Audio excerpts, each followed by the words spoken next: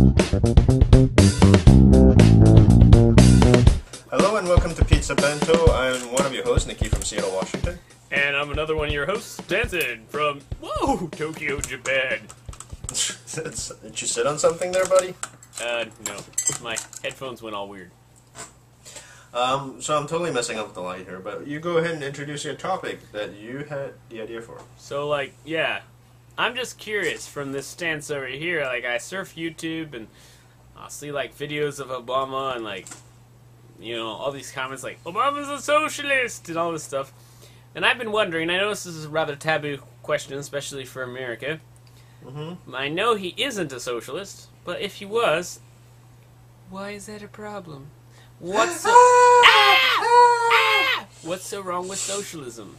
I don't Traitor! You're unpatriotic, sir. You should go back to your country in weird land. So, please, explain it to me. If he was a socialist, why is it so scary?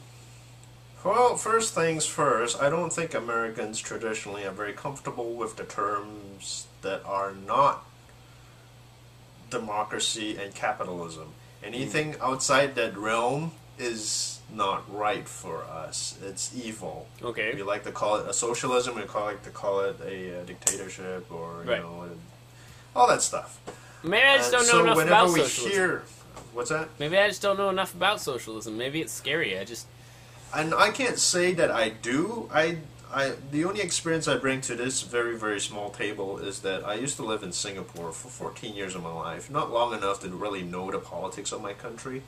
So I'm completely reacting to it as one of the drones. But Singapore is a technical republic, right? Technically, it's a republic. I've heard a lot of people refer to it as a socialist country because the government does have a huge hand in people's lives. Some examples of that is that they regulated language. They say, okay, enough of all these monkey talk. You can only speak English or Mandarin. Whoa, I didn't know that. Oh, so they said, okay, I know a lot about it, but I didn't know that. They have channels, TV channels have to be in English or Mandarin. In school, you're learning English or Mandarin. We don't want any dialects to be floating around in government, or in schools, or in public. And they don't let Indonesian or Malaysian or anything, even though they're close to that. Well, you can talk. You can speak it in your own house and so forth. What about they don't on really the street? Encourage it. I'm sorry. What about out on the street? Yeah, you can speak it on the street. It's not like cops with batons in hands and then whenever you say something. In Hong Kong, swear words are officially illegal. You can't swear on public transportation and stuff. Oh, did you ever see that video of the guy swearing? Yeah, bus uncle or whatever? Yeah, something like that. That was funny. I voted for that. They actually had national campaigns. They had catchy songs that they ran on national TV, which was Don't forget state-owned. to speak English or Chinese. Something like that. Yeah, totally. Really? And then they, went to.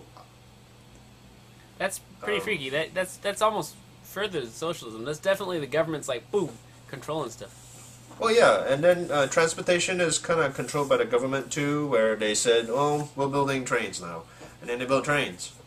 School is controlled by the school. That kind of stuff doesn't scare me though. What scares me is when you don't give options. If I want to have a French channel or an Indian channel or a Punjabi channel, you can't get it. Right, and that's what I think's weird is that when it goes too far. Maybe that's where socialism gets a little creepy, but the fact that the government makes trains, who cares? And the government does healthcare, who cares? I don't get why that's such a bad deal. But when sorry, go ahead. When freedom of choice gets taken away, that's kind of creepy. But okay, here's the thing, though. I'm speaking as of I left the country in 1990. I don't know what's changed. I know for one thing, movies have ratings now over there. They didn't used to. They used to censor everything. So it'd be the little serial killer comes up with chainsaw and then, and then it just cuts to the next scene. Big flowers. Ding, flowers. Well, it wasn't that high tech. It was basically, and then it cuts to the next scene. Wow, so the Saw. There's no subtlety to it. If they released the movie The Saw over in Singapore back then, it would have been 5 minutes what long. What the hell happened? Yeah, 5 minutes long. You must cut off your arm. Okay, the credits. You must cut off your, and then credits roll. Because back then they didn't do any dubbing like they do on TV in America. Oh, okay. where it's like, oh, you fudging monkey. So they actually mother like fudger. they actually literally just would cut out the scenes. And They would cut it out. There was like no. chop chop. Yeah. So what are other examples? If they find some drugs on you, they hang you. Yeah, man. There's no guns allowed. But the whole area is that way. I remember flying into Malaysia and it's like, welcome to Malaysia. We really hope you enjoy your stay. We'd like to remind you that any narcotics is punishable by death. By death, it will hang you by your testicles and drain your neck of They blood. don't hang you by your testicles, but they do kill you. All right. But it's, So- that's not just Singapore, though. The whole area is very anti-drug. So I guess to any hot-blooded, not hot-blooded, what's the warm-blooded American? What's the phrase? Blue-blooded? No, wait, I don't know. Blue-blooded? The iguanas now. No, they say that in Australia. Hick is a blue blood.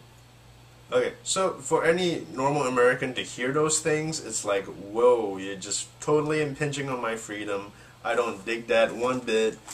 I can't choose to do anything. The government's controlling my life. They want to know everything I do. I'm not comfortable. Yeah, and if it went too far, I guess that's kind of scary, I guess. But at the same time, Singapore is not even officially a socialist country, and yet it went too far. So it doesn't really matter, I think. It's just about how much control you give the government. You know what I mean? Yeah. So, And the same political party has been winning for the last 20 years, 30 years. yeah, but I hate to say it, but when you have two parties that have been winning for the last 100 years, that's not too much different. It just means that you got two heads to change. So here's the thing, though. Here's my flip side. Singapore has a really good mass transportation system. Yeah, very I look at safe that, culture. and I look at Seattle, where they took years and years to even get a light rail in, and then they finally get some kind of a light rail system going downtown now, and it's all messed up.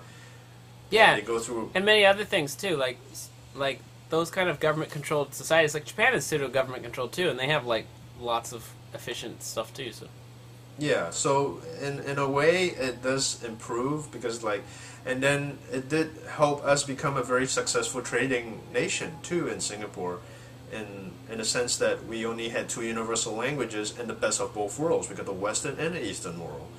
So instead of having all these weird split dialects that no one could really understand, we really standardize our language in order to do business. right, very efficient, I guess. The other thing is also no guns, no drugs. Well, guess what? We don't have a gun or drug problem. That's true, and also crime is really low, right? So Crime is really low. I mean, you got the good old-fashioned hacking once in a while. and the freaky ones, like in the '70s, like that dude doing the voodoo stuff and everything. Hear about that?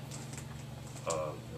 Freaky. He was like saying it's creepy stuff. That's another blog. So in a way, socialism sort of worked, but then in some ways it didn't work either because we had Singapore saying you guys cannot have more than 2 children, I think. Oh, so Singapore also put like a child limit too. Yeah, there's a child limit, and it wasn't like, oh, we're going to take a child away, but it was like, we're going to tax you up to but if you had more than 2 children, or we're going to make it hard for you, basically. Right. Population control. Well, Singapore's also like super small, right? Yeah, it's really small, so I guess it's a little bit easier to get a hold of. Don't know. So There you go. let's wrap it up here. What's your final thoughts on Obama having socialism? My final thoughts are, tendencies? Do you even Obama- think he has any of Obama is not socialist. He's about Okay. he's not socialist at all. That's just scare tactics. But even if he was, I don't get why it's so scary because in America people are always going to fight for their freedoms. That's the way America is. So there's no way that they could ever totally control American people. Like it's not going to happen. And so even if it became a socialist country, it'd become a very free socialist country, I believe. So freedom runs an American mindset. Like there's no way that they could completely take that away from Americans without massive trouble, I think. Question, comments, email us at pizzabento@gmail.com.